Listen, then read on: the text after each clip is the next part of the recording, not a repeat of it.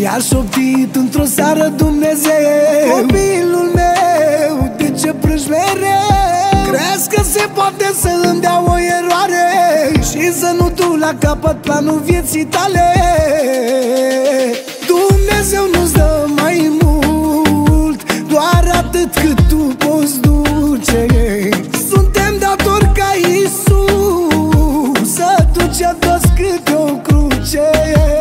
Când Dumnezeu te încearcă, tu să nu fii supărat, că după orice furtună iese soare garantat. Doamne,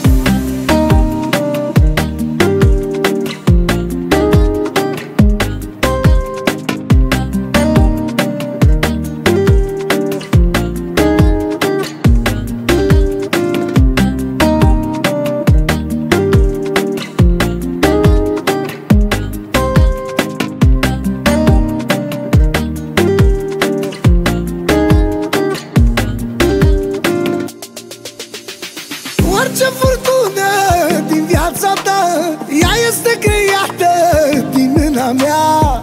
Eu ți-am apărat copiii de orice rău, tu doar când ai nevoie atunci strigi numele meu. Dumnezeu nu-ți dă mai mult, doar atât cât tu poți duce.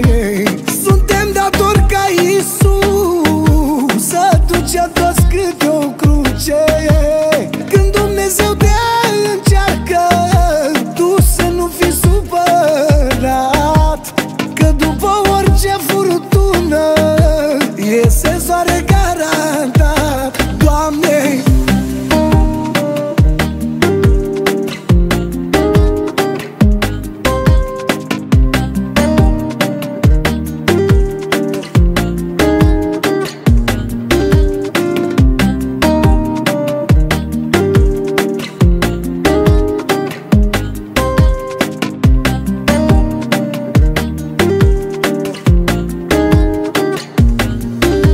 Dumnezeu nu-ți dă mai mult, doar atât cât